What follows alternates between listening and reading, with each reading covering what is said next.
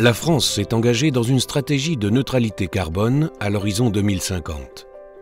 Dans ce cadre, l'interprofession des vins de Bourgogne lance le projet Objectif Climat avec l'appui d'Adelph. Ce projet repose sur l'élaboration d'une trajectoire carbone qui identifiera les leviers à mettre en œuvre pour que le vignoble bourguignon atteigne la neutralité carbone. S'il y a vraiment un métier où on voit les effets au quotidien du réchauffement climatique, c'est vraiment le nôtre. On l'a tous constaté, effectivement, nos vendanges ont lieu de plus en plus tôt. On le voit également avec ces épisodes de gelée qu'on a maintenant depuis quelques années. On le voit également avec ces accidents climatiques que l'on constate, la grêle, les orages, ces périodes de sécheresse, etc. On le vit vraiment de notre quotidien, on le ressent. Et on est certainement, effectivement, d'une certaine manière, à l'avant-garde de ce constat.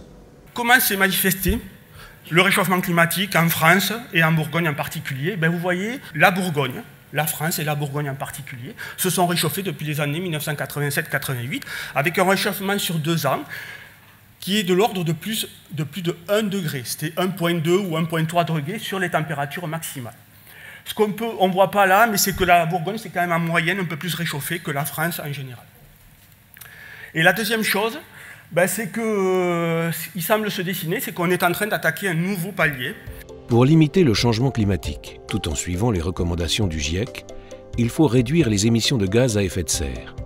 La filière se fixe un objectif ambitieux avec une trajectoire de diminution des gaz à effet de serre de 60% d'ici 2035 et une stratégie de compensation des émissions résiduelles. Aujourd'hui, la neutralisation carbone de Bourgogne, elle doit s'inscrire en 3 temps. Il faut d'abord réduire pour arriver à un seuil d'émissions incompressibles pour ensuite parler de, alors on appelle ça la compensation, sur cette slide, on parle plutôt de contribution à la neutralisation.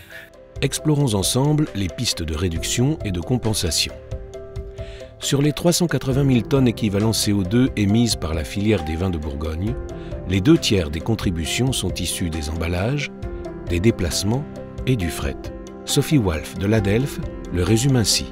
L'ambition d'Objectif Climat, c'est de permettre à chaque vigneron qui le souhaite de réduire et de neutraliser l'ensemble des émissions carbone de leur chaîne de valeur, en partant de leurs vignes, pratiques agronomiques, en allant jusqu'à la distribution de leurs produits et bien entendu en passant en revue l'ensemble des éléments de leur chaîne de valeur, dont l'emballage, bien entendu, qui est effectivement très impactant sur cette chaîne de valeur.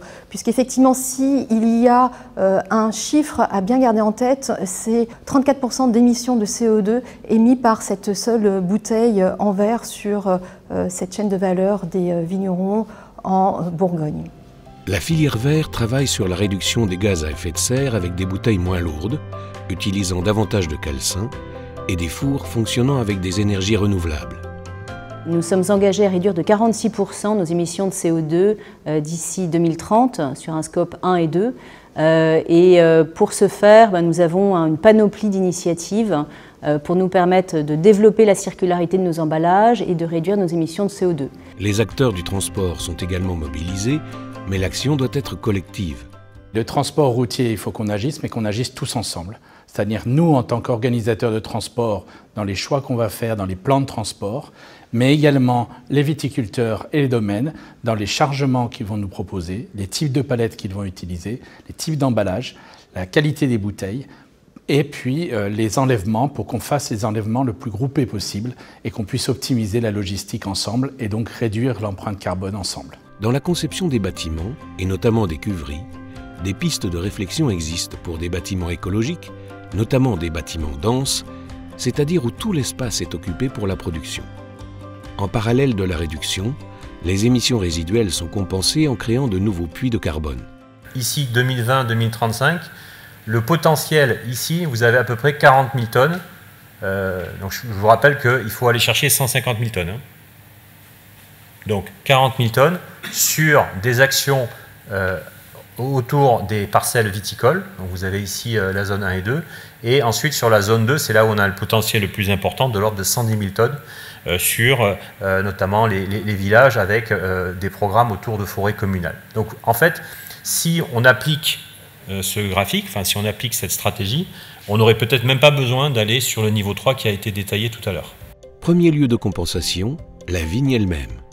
3 pratiques agronomiques, présentées par Jean-Yves Cahurel, sont particulièrement intéressantes pour stocker du carbone. Les leviers agronomiques concernant donc la neutralité carbone, et notamment tout ce qui concerne la séquestration du carbone dans les sols viticoles, avec principalement 3 leviers. D'une part, la restitution des bois de taille. D'autre part, les couverts végétaux, que ce soit des enherbements permanents ou des enherbements temporaires.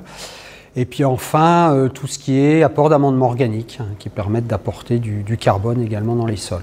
À proximité du vignoble, l'implantation de haies ou la forêt permettent également de compenser le carbone. La performance du stockage de carbone dans les milieux forestiers, qui dépasse beaucoup d'autres écosystèmes. On stocke du carbone à tous les étages, dans la biomasse vivante, dans le bois mort, dans le sol énormément aussi. Et des projets carbone peuvent être mobilisés pour stocker davantage de carbone. C'est en cumulant des actions de réduction et de compensation que la filière des vins de Bourgogne atteindra la neutralité carbone en 2035. On s'engage pour une période extrêmement longue. On s'engage pour nous, on s'engage pour nos enfants, on s'engage pour les générations qui viendront. On n'est pas très loin finalement de l'approche des climats de Bourgogne. Dans cette notion de climat de Bourgogne, ce qu'on défend à l'heure actuelle, notre culture, notre patrimoine, c'est quelque chose qui a été construit sur des siècles et des siècles. Et on a, nous, en Bourgogne, également cette habitude, cette notion qui nous habite, de la transmission. Et bien, c'est à nous maintenant de prendre des orientations, c'est à nous de prendre des décisions qui vont non seulement impacter, mais qui vont mobiliser nos enfants, peut-être nos petits-enfants, probablement plus loin que ça, les générations qui suivront. Et ça, c'est très bourguignon, c'est très durable et c'est très climat de Bourgogne. Nous sommes devant un grand chantier, une grande aventure, et nous sommes chacun acteurs de cette grande aventure. Donc on compte sur vous, et puis comptez sur nous. On a les moyens de trouver des solutions et de les mettre en œuvre, et que ça va demander des efforts à chacun, mais que c'est faisable.